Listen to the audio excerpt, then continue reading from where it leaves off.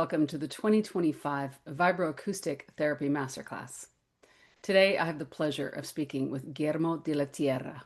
Let's Mm, jump in. It was a real pleasure to come across you on Instagram a little while back, and I followed a nudge to reach out and find out more about what you do. So, I love to start with what your first experience with vibroacoustic therapy was personally and how that morphed into what you do. definitely. And thank you, Narissa, for having me here. It's My a pleasure. big pleasure to feel a part of this growing community of vibroacoustic Indeed. practitioners and builders also. Mhm. So yeah, it happened in a very spontaneous way. When I just came to Denmark about 8 years ago, I was invited to this jam session in this loft. And it was this guy who was experimenting with transducers and some palettes, so very primitive. And then we jammed and tried it, and I got a sense of wow, feeling the music vibrating. That's something So you were I making live haven't tried in music that way. coming through the floor pallets. Exactly. And we're Mm. taking turns to lay and then playing and with different instruments, of course, with some bass Mhm. frequencies. And that was like a first contact experience. And then this guy moved to Copenhagen, didn't hear from him for some years. Then I hear about vibroacoustics and that they were building these modules.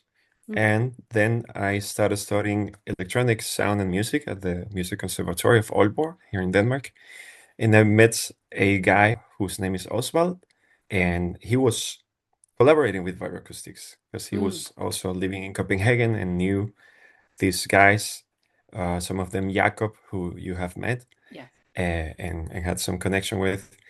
And then he invited me, Oswald invited me to a project he had as part of his studies, where he wanted to record sounds of live instruments, acoustic instruments. And I was already working with sound therapy with Tibetan singing bowls and chimes and all of this for a couple of years in. Hmm. And then he brought me in, we recorded and we created a piece for his sound installation.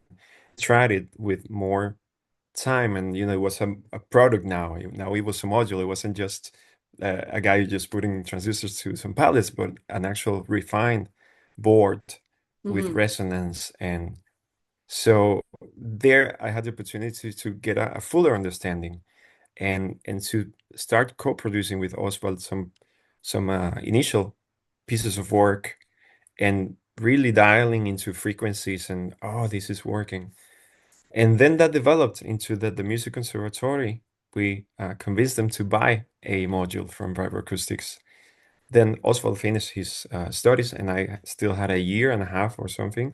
Hmm. And I really used that time in the conservatory to develop my craft of, Yeah. sometimes just grabbing a synthesizer from one of the rooms and putting it directly to the vibroacoustics module and, dialing frequencies and feeling, ooh, this is a good one. Not thinking of keys or hertz, just about sensation, bodily Yeah. sensation. So that, developed, and I started demoing sessions for students and teachers at the conservatory.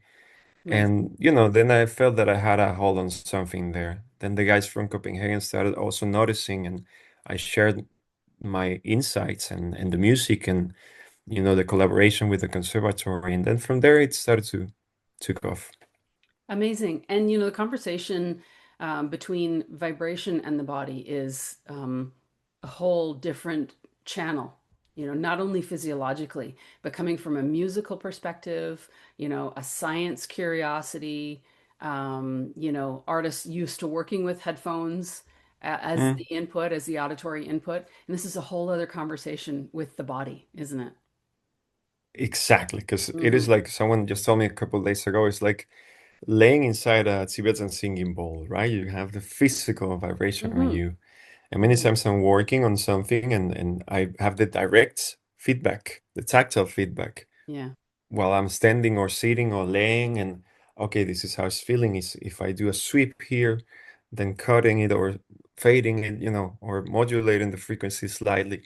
Hmm. All of these fine adjustments that when you're in this state of altered consciousness, they have a huge impact on you. The smallest, tweak or notch has an impact on Yeah. how your body perceives and keeps on feeling safe and opens up to a new dimension of feeling.